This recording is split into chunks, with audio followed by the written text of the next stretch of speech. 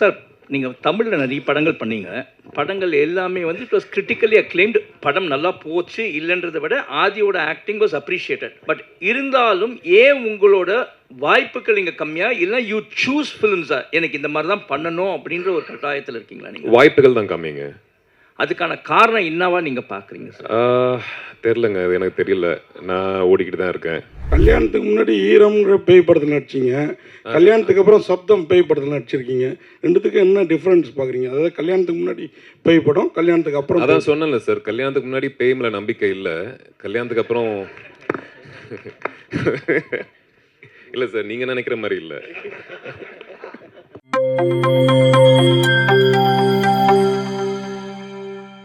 So ஈரம் படத்தில் வந்து நிறைய ரிசர்ச் இருந்திருக்கும் நீங்கள் பண்ணுறப்ப, பிகாஸ் அது எங்களுக்கு ரொம்ப புதிய கதை. இன்ஃபேக்ட் உங்களுக்குமே ஒர்க் பண்ணுற புதுசாக இருந்திருக்கும். ஸோ சப்தம் அப்படின்னு ஒரு சவுண்ட் ஹாரரில் ஒர்க் பண்ணுறப்போ என்ன மாதிரியான ரிசர்ச் ஒர்க் இதுக்குள்ளே இருக்குது சார்? இது என்னோடய ஹாரர் அப்படின்னு பார்க்கும்போது ஒரு ரியலிஸ்டம் பேஸ் தான் பண்ணுவேன். ரொம்ப வந்து நம்ப முடியாத சில விஷயங்கள் அங்கே பார்த்து நம்ப முடியாத சில விஷயங்கள் அப்படின்றது எடுத்துகிட்டு போகிறது கிடையாது. அது ஒரு ஹாரர் அப்படின்றது ஒரு ஃபேண்டஸியாக இருந்தாலும், ஒரு பேய் படம் அப்படின்றது ஃபேண்டஸியாக இருந்தாலும், ஒரு நம்பக்கூடிய சில விஷயங்களை வச்சு தான் ஒரு கதையை ட்ரைவ் பண்ணிட்டு எடுத்துகிட்டு போகணுன்னு நினைப்பேன். அப்படி எனக்கு யோசிக்கும் போது எல்லாருமே படங்கள் வந்து எனக்கு புக்ஸும் டாக்குமெண்ட்ரிஸ் அப்படின்றது தான் வந்து எனக்கு ரொம்ப வந்து அதிகமாக யூஸ் ஆச்சுன்னு நான் சொல்லுவேன். அது உண்மைக்கு அருங்காமையில் இருந்து எடுத்துகிட்டு போகிற ஒரு விஷயத்த. ஸோ அப்படி தான் இந்த படத்தில் வந்து நான் ரிசர்ச் பண்ணேன் அப்படின்றத நான் சொல்லுவேன். ஸோ இதுக்கு பின்னாடி ஒரு உண்மை சம்பவம் இருக்கா? இல்லை, உண்மையிலே பல விஷயங்கள் சேர்ந்த ஃபேக்ட்ஸ் இருக்குல்ல, உண்மை எலிமெண்ட்ஸ் இருக்குல்ல, உண்மை எலிமெண்ட்ஸ் எல்லாம் சேர்த்து ஒரு கதையாக பண்ணது தான் இது ஒரு பாயிண்டில். Thank you sir. சார் அறிவுடன் சார், பேய் பிசாசுனாலே இங்கே பொதுவாக நிசப்தமான ஏரியாவில் தான் அதிகம் சுழண்டடிக்கும். நீங்கள் சப்தான் பேர் வச்சுருக்கீங்களே, தமன் இருக்கிறதுனால வச்சுட்டிங்களோ? இல்லை இல்லை, தமன் அப்படின்றது ஒரு மியூசிக்கான விஷயம். சப்தம் அப்படின்போது ஏன்னா ஒரு இடி இடிக்குதுன்னு வைங்க, நமக்கு ஒரு பயம் வருது இல்லை. திடீர்னு வந்து யாராவது நீங்கள் தனி ரூமில் இருக்கும்போது நம்மளுக்கு கதவு படாதுன்னு எதுவுமே இல்லாமல் ஒரு சாத்தும் போது ஒரு சின்ன ஒரு பயம் இருக்குல்ல, அந்த ஒரு பயம்தான் இந்த படத்தில் வந்து ஒரு சத்தத்தை வச்சு நான் பண்ணியிருக்கேன் ஒரு பாயிண்டில். ஹீரோ சார், ஆதி சார், சார் நீங்கள் ஒரு அழகான ஹீரோயின் வந்து நிக்கி கல்யாணி கல்யாணம் பண்ணீங்க. கல்ராணி சார். நிக்கி கல்ராணி. ஓகே.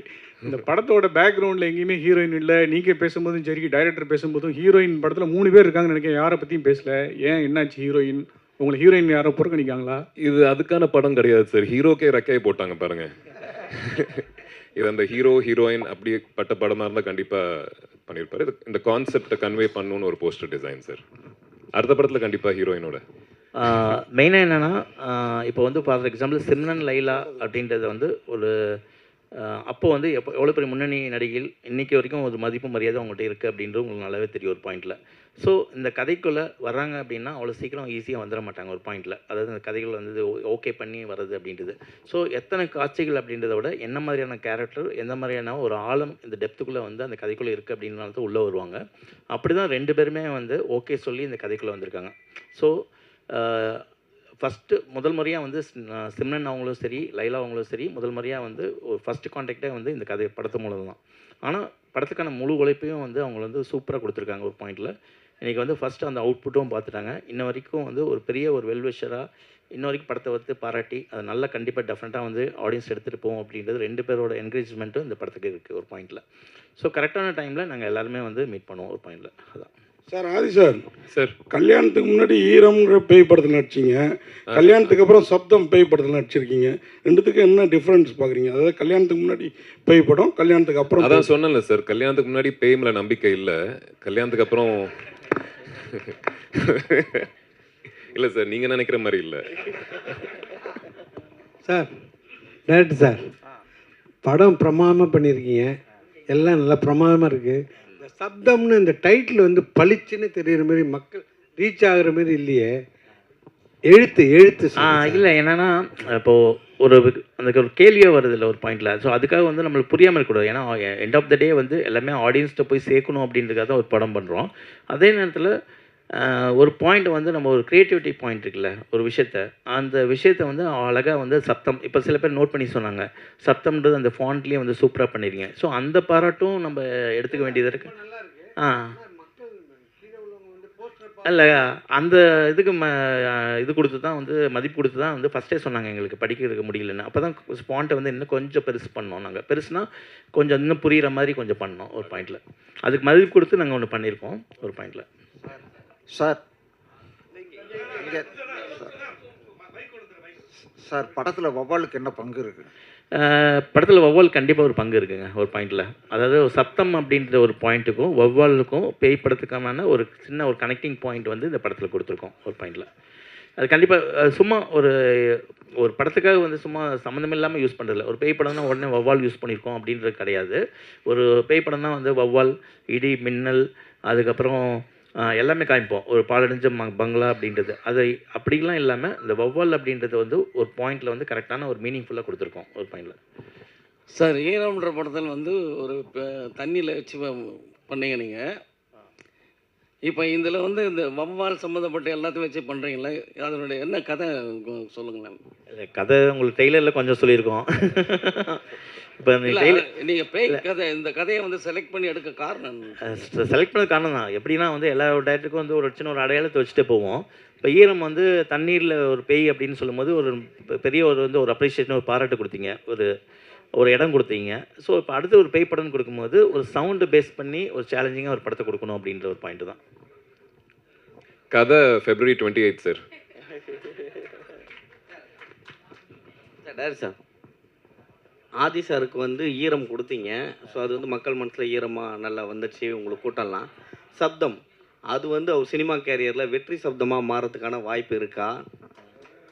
கண்டிப்பாக எந்த ஒரு படம் ரிலீஸுக்கு முன்னாடி எந்த ஒரு டைரக்டர் கேட்டாலும் கண்டிப்பாக படத்து மேலே ஒரு நம்பிக்கையில் சொல்லுவாங்க. எங்களால் வந்து ஒரு நம்பிக்கை வந்து 100% வைக்க முடியும். ஒரு நல்ல படம் கொடுத்துருக்கோம், அது படம் ரிலீஸுக்கு முன்னாடி ஒரு அருமையான படம் கொடுத்துருக்கோம், நல்ல படம் கொடுத்துருக்கோம். அது வந்து நான் சொல்கிறதில்ல, படம் பார்த்தவங்கள வச்சு தான் நான் சொல்கிறேன் ஒரு பாயிண்டில். ஸோ அந்த விதத்தில் வந்து ஆதிக்கும் சரி, எனக்கும் சரி, என்னோடய டீம் மெம்பர்ஸ்க்கும் சரி, இந்த படம் வந்து நல்ல ஒரு அடையாளத்தை கொடுக்கும் அப்படின்றது நான் நம்புகிறேன். ஒரு லைட்டிங் சொன்னீங்க பேசிகிட்டு இருக்கும்போது. ஸோ மணிரத்னம் சார் வந்து லைட்டிங் மெயினாக பார்ப்பார். அவர் வந்து அந்த பிங்க் கலர் அதெல்லாம் இருக்கும், ஓம கண்மணி அந்த மாதிரிலாம். ஸோ அதேமாரி உங்கள் ஈரம் படத்துலையும் ப்ளூ ஷேடு சொன்னீங்க, இதுலேயும் ப்ளூ ஷேடு ப்ளஸ் அந்த ஓம் சொல்லியிருந்தீங்க. லைட்டிங் எவ்வளோ முக்கியம்?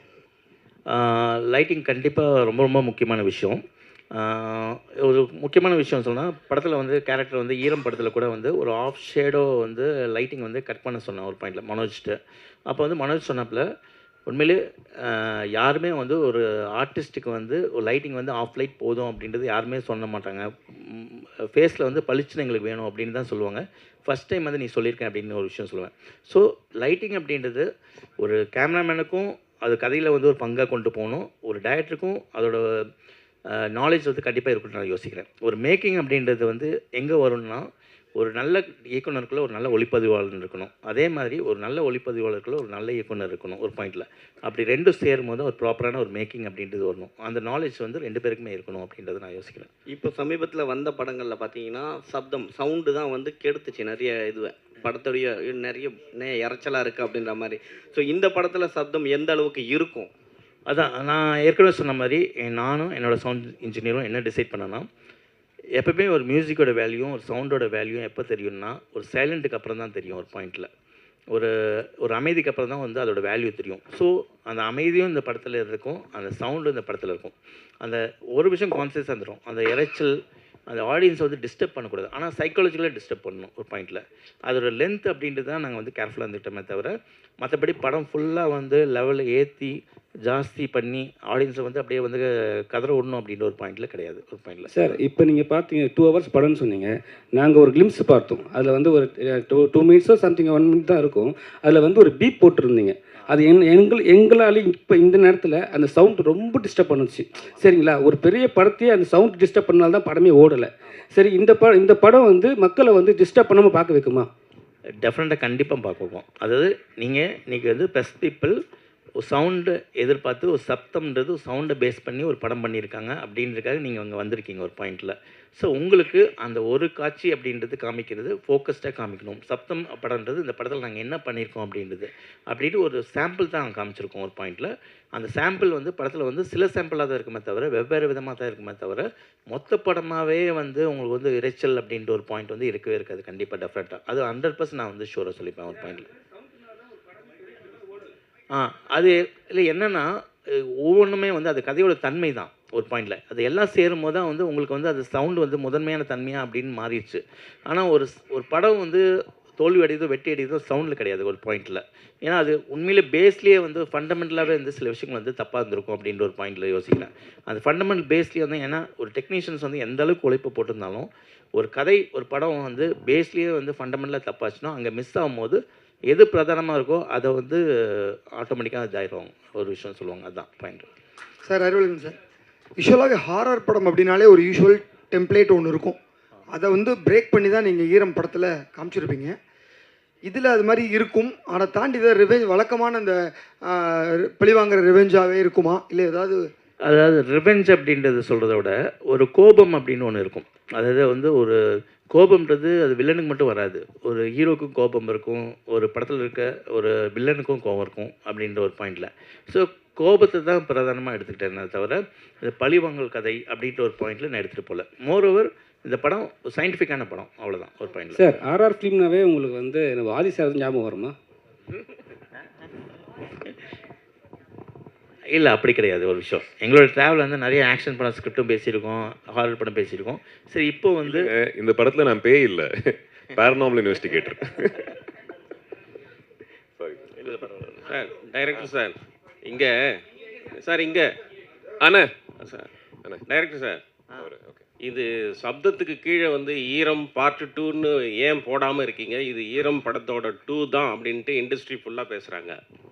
இல்லை சார், நான் ஏற்கனவே சொன்னது கண்டிப்பாக வந்து நியாயமாக இருக்கணும், உண்மையாக இருக்கணும்னு நான் ஃபீல் பண்ணுறேன். ஓகேவா? எனக்கு நிறைய பேர் சொன்னாங்க ஈரம் 2ன்னு கூட போடலாமே அப்படின்ற ஒரு பாயிண்டில் சொன்னாங்க. பிஸ்னஸ் தான் இருக்கும், நல்லாயிருக்கும் அப்படின்னு. இல்லை, அதுக்கான நேர்மை நியாயம் ஆடியன்ஸை ஏமாற்றக்கூடாதுல தெளிவாக இந்த ஒரு பாயிண்டில். அதாவது என்ன படம் நம்ம கொடுக்க போகிறோம் அப்படின்ற ஒரு படம் இருக்குல்ல, ஈரம் 2 தனியாக இருக்குது, அது வேறு படம். அது கண்டிப்பாக அதுக்கான ஸ்கிரிப்ட் இருக்குது ஒரு பாயிண்டில். அது பண்ணோன்னா கண்டிப்பாக வந்து எஸ்பெச்சஸ் கூட தான் நான் பண்ணுவேன் ஒரு பாயிண்டில். இது தனியாக சப்ஜெக்ட் ஒரு. ஆனால் ஹாரர் படம் எங்கே வந்து கனெக்ட் ஆகுதுன்னா ஈரமுக்கும் சப்தத்துக்கு ஆதி சார் நான் தமன் அப்படின்ற ஒரு விஷயத்தில் நாங்கள் கனெக்ட் ஆகிறோம், ஒரு ஹாரர் படம் எடுக்கிறோம். அந்த பாயிண்ட் தான் சார். ஆதி சார் ஒரு காலத்தில் பேய் படம்னாலே ரொம்ப பயந்து நடிக்கிட்டு இருந்தோம். அந்த சுந்தர் சி சார் காஞ்சனா மாதிரி படம்லாம் வந்து பேயை ரொம்ப காமெடி ஆக்கிட்டாங்க. இப்போ வந்து பேயை வந்து ரசிப்பாங்களா? இந்த மாதிரி கதை எப்படி இருக்கு? இந்த கதை எப்படி? ஒரே பாயிண்ட் தான் சார். எந்த மாதிரி படங்கள் கொடுத்தாலும் சரி, அதாவது பேய் படத்துலேயே ஒரு ஜானர் இருக்குது. அதாவது நீங்கள் சொன்ன மாதிரி வந்து ஹாரர் காமெடி இருக்குது, பயமுத்துற ஹாரர் இருக்குது. அதுக்கப்புறம் வந்து ஒரு சோல்ஃபுல்லாக வந்து ஒரு கதையை வந்து எமோஷனலாக சொல்கிற சில ஹாரர் படங்களும் இருக்குது ஒரு பாயிண்டில். ஸோ என்றைக்குமே வந்து ஆடியன்ஸை வந்து நம்ம என்கேஜிங்காக வச்சுக்கிட்டோம்னாவே வந்து தியேட்டரில் வந்து என்கேஜிங்காக வச்சுக்கிட்டு ஒரு சோல்ஃபுல்லாக வந்து ஆடியன்ஸை நம்ம கனெக்ட் பண்ணிட்டோம்னா அங்கே அந்த படம் வந்து சக்ஸஸ்ஃபுல்லாக ஆகணும் அப்படின்ட்டு தான் நான் ஒரு நம்புகிறேன். அந்த நம்பிக்கை வந்து இந்த படத்தில் எனக்கு இருக்குது அப்படின்னு தோன்றேன். ஸோ ஒரு ஹாரர்ன்றது நான் ஒரு பாயிண்ட்டாக எடுத்துக்கிட்டேனே தவிர ஒரு கமர்ஷியல் வேல்யூவாக எடுத்துக்கிட்டதில்ல. அதுக்குள்ளே ஒரு கதை சொல்லியிருக்கேன் ஒரு பாயிண்டில். அதுதான் எல்லாருக்குமே வந்து ஒரு கமர்ஷியல் பாயிண்ட் சொல்லுவாங்க. ஒரு ஆக்ஷன் படம்ன்றது ஒரு கமர்ஷியல் பாயிண்ட்டு, ஒரு காமெடின்றது ஒரு கமர்ஷியல் பாயிண்ட்டு, ஒரு லவ்ன்றது ஒரு கமர்ஷியல் பாயிண்ட்டு. நான் ஹாரர் எடுத்துக்கிட்டேன். ஆனால் இந்த எல்லா படங்களும் வெற்றி பெறது வந்து ஏதோ ஒரு இடத்துல வந்து உங்கள் இடத்துல கனெக்ட் ஆகணும் ஒரு பாயிண்டில். ஸோ அந்த கனெக்ஷன் வந்து ஒரு விஷயம் நான் நம்புகிறேன். டைரக்டர் சார், இந்த படத்தில் ஆதிபுரோ வந்து அவரோட கேரக்டர் வந்து ஒரு பேரநார்மல் இன்வெஸ்டிகேட்டர். பேரநார்மல் ஆக்டிவிட்டிங்கிறது ஹாலிவுட்டில் ஒரு ஃபேவரட்டான தீம். அந்த எலிமெண்ட்ஸ் இதில் நிறைய இருக்கா? அதாவது அல்ட்ராசானிக் வேவ்ஸ் மூலமாக தான் பேட், அதாவது வௌவால் அது நிகழ்வுகள் எல்லாம் இருக்குங்கிறதும் அது ஒரு இடத்துல ஒரு டைலாக்ல மென்ஷன் ஆயிருந்தது, which is a fact. Paranormal ஆக்டிவிட்டியும் இந்த அல்ட்ராசவுண்ட் வேவ்ஸ் அந்த பேட் மூவ்மெண்ட்டுக்கும் எப்படி லிங்க் பண்ணியிருக்கீங்க? லிங்க் பண்ணல, நான் அதான் சொன்னேன். ஒரு பேரநார்மல், அதாவது ஒரு கோஸ்ட் இன்வெஸ்டிகேட்டர் அப்படின்னாவே ஒரு ஆவியை வந்து சயின்டிஃபிக்காக ஒரு அறிவியல் பூர்வமாக வந்து அணுகிறவர் அப்படின்ற ஒரு பாயிண்டில். ஸோ அதை அணுகும்போது அவர் கிராஸ் பண்ணுற விஷயங்கள் எல்லாமே தான் வந்து நீங்கள் டெய்லரில் பார்த்த சின்ன சின்ன விஷயங்கள் அது படமாக பார்க்கும்போது ஓகே கோர்வையாக வந்து ஒரு கனெக்டிங் பாயிண்ட் வரும் ஒரு பாயிண்டில்.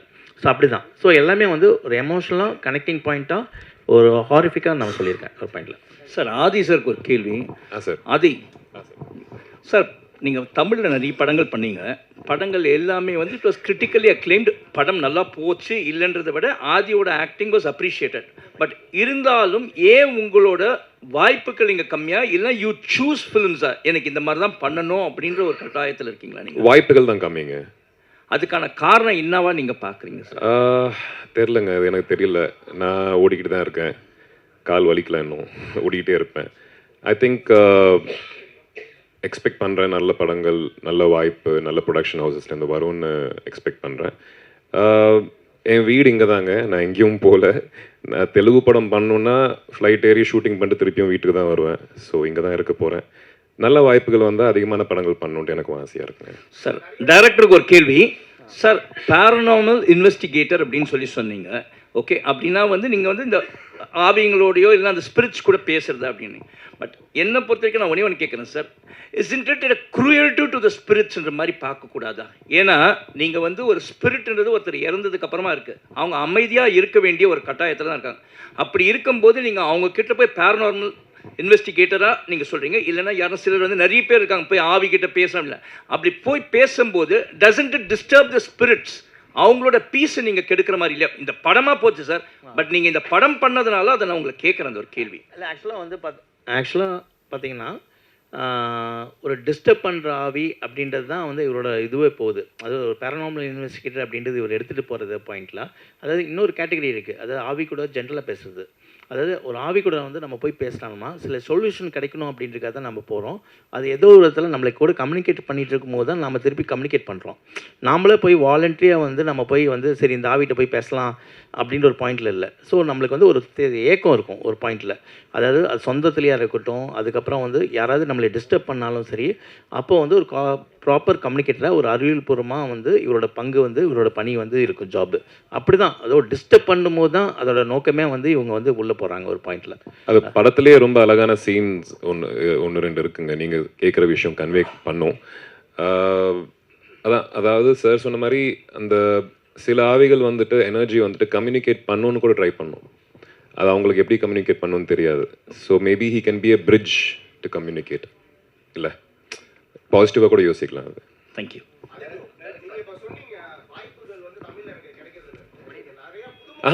கம்மின்னு சொன்னாங்க, கிடைக்கிறது. இது தமிழ் படம் தானே.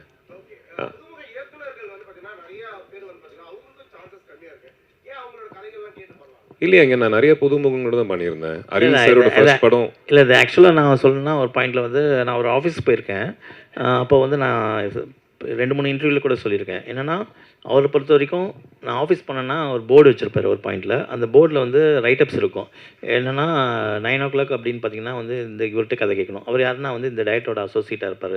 அதுக்கப்புறம் வந்து 2 மணிக்கு பார்த்தீங்கன்னா இந்த ஒரு கதை இருப்பார், அது வந்து இந்த டயட்டோட அசோசியேட் அப்படின்னு இருப்பார். ஸோ இந்த விஷயங்கள் வந்து நானே யோசிப்பேன், இவ்வளோ கதை கேட்டுட்ருக்காரு அப்படின்ற ஒரு மாதிரி வந்து அவர்கிட்ட கேட்பேன் நான் ஒரு பாயிண்டில். ஸோ அது வந்து அவர் இன்ட்ரெஸ்டிங்காக வந்து அந்த கதையை கேட்டு அதில் வந்து சூஸ் பண்ணணும் அப்படின்ற ஒரு பாயிண்டில் இருக்காரு. ஸோ என்னை பொறுத்த வரைக்கும் நான் பார்த்த விஷயங்கள் அதுதான். ஆமாம், கிளாப் ஃபர்ஸ்ட் டைம் டைரக்டர், அப்புறம் மரகத நாணயம் first time director, partner first time director. எனக்கு 2வது படமாக ஈரம் இருந்தது, சாரோட first film. So directors first டைமாக செகண்ட் டைமாக அதை தாண்டி ஆனஸ்டி இன் ஃபிலிம் மேக்கர் ரொம்ப ரொம்ப முக்கியங்க. அதை தான் பார்ப்பேன் நான். Arivu and Adi, fantastic trailer. We're all looking forward to watching the film. உங்களுடைய ட்ரெய்லர்ல இருந்து and from what you've just said, the theme of the film வந்து looks universal. இது ஒரு பர்டிகுலர் ரீஜனை பொறுத்தோ இல்லை ஒரு பர்டிகுலர் ஏரியாக்காக ஸ்பெசிஃபிக்காக க்ரியேட் பண்ணப்பட்ட கதையை மாதிரி தெரியல, யூனிவர்சலாக அப்ளை பண்ணப்படுற ஒரு தீமாக தான் தெரியுது. So how many languages is this film being made into? தெலுங்குல ஏன் எடுத்துகிட்டு போகல, ஏன் why are you not taking it into South Indian languages, other languages? We are. You are, okay. Tamil, Telugu, Kannada, Hindi. Write down. We are promotions கூட இப்போ இன்னைக்கு முடிச்சுட்டு நாளைக்கு ஹைதராபாத். மெயினாக வந்து எல்லாருமே வந்து சார் சொன்ன மாதிரி தமிழ், தெலுங்கு, ஹிந்தி தான் ஜென்ரலாக இருக்கும். அப்போது கன்னடா வரைக்கும் நாங்கள் பேரலாக எடுத்துகிட்டு போகிறோம் ஒரு பாயிண்டில். ஸோ தெலுங்கு அண்ட் கன்னடா வந்து என் சினிமாஸ் வந்து ரிலீஸ் பண்ணுறாங்க. ஹிந்தி வந்து சாஜித் குரேஷியை வந்து அவர் வந்து ரிலீஸ் பண்ணுறாரு. ஸோ ரெவன்ஸா ஃபிலிம்ஸில் T3 கம்பெனியில் வந்து அவங்க ரிலீஸ் பண்ணுறாங்க. தெலுங்குலையும் நல்ல டிஸ்ட்ரிபியூட்டர்ஸ் மைத்ரி அவங்க அசோசியேட்டாக இருக்காங்க. So we are having a big release in all the other languages ஆல்சோங்க. Director sir, Sabdham okay. இதுக்கு முன்னாடி நீங்கள் த்ரில்லர் அருண் விஜய் வச்சு பார்டர் ஒன்று நிற்கிது, அது பார்டர்லேயே இருக்குது, ஏன் அதை ரிலீஸ் பண்ணாமல் அப்படியே பார்டர்லேயே? ஏற்கனவே சொன்னாங்களே, ஒரு படத்தோட ரிலீஸ் அப்படின்றது நான் சம்மந்தப்பட்ட ஒரு விஷயம் கிடையாது. இப்படி எடுத்துகிட்டு போகிற விஷயங்களுக்குல நிறைய பிரச்சனைகளாக இருக்கணும், இதுவாக இருக்கட்டும், அது டெஃபினட்டாக வந்து அருண் விஜய் சாருக்கும் எனக்கும் வந்து ஒரு மிகப்பெரிய ஒரு படமாக இருக்கும் அப்படின்னு நான் நம்புகிறேன். பார்டர் நான் பார்த்துட்டேங்க, செம்ம படம். அது வேற ஒரு காரணங்களுக்காக நிற்குது, ரொம்ப ரொம்ப நல்ல படம். ப்ளஸ் எப்போ ரிலீஸ் ஆனாலும் அந்த படத்தோட ரெலவன்ஸ் கண்டிப்பாக இருக்கும். ஸோ பழைய படம் மாதிரி தெரியாது உங்களுக்கு. டேரக்ட் சார், இப்போ பார்த்தீங்கன்னா வவ்வால் வந்து ஆக்சுவலாக எல்லாருமே வந்து பேய்களுக்கு தான் யூஸ் பண்ணுறாங்க. வவ்வால்ன்றது ஒரு நல்ல ஒரு இது. அதோடைய குணமே வேறு. அது சப்தம் கொடுத்து தான் அந்த இடத்துக்கு ஒளியை எழுப்பி தான் உள்ளே போகும். அதை ஏன் அதை சின்னமாக மாற்றிட்டு இருக்கீங்க எல்லாருமே? இல்லை, அதாவது சில விஷயங்கள் தவிர்க்க முடியாமல் நம்ம யூஸ் பண்ணாலும் அதை எப்படி யூஸ் பண்ணுறோன்னு ஒன்று இருக்குல்ல. ஒரு படத்துக்கு வந்து பார்த்திங்கன்னா ஒரு ஹீரோயின் கண்டிப்பாக வந்து 2 பேர் லவ் பண்ணுறாங்க. ஒரு லவ் ஸ்டோரினா வந்து 2 பேர் லவ் பண்ணுவாங்க, பிரிவாங்க, சேருவாங்க அப்படின்னு ஒரு பாயிண்ட் இருக்குது. ஆனால் அதை எந்த அளவுக்கு டிஃப்ரெண்ட்டாக நம்ம எடுத்துகிட்டு போகிறோன்றதுல தான் அதோட சக்ஸஸ் இருக்குது. இப்போ அந்த வௌவால் அப்படின்றது வந்து ஒரு பேய் படம் ஒரு சிம்பிளாக இருந்தாலும் நாம் என்ன இந்த படத்தில் வந்து யூஸ் பண்ணியிருக்கோம், எப்படி யூஸ் பண்ணியிருக்கோம் அப்படின்னு ஒன்று இருக்குல்ல, அந்த விதத்தில் இது வேறுபடும் ஒரு பாயிண்டில். Yes, thank you so much.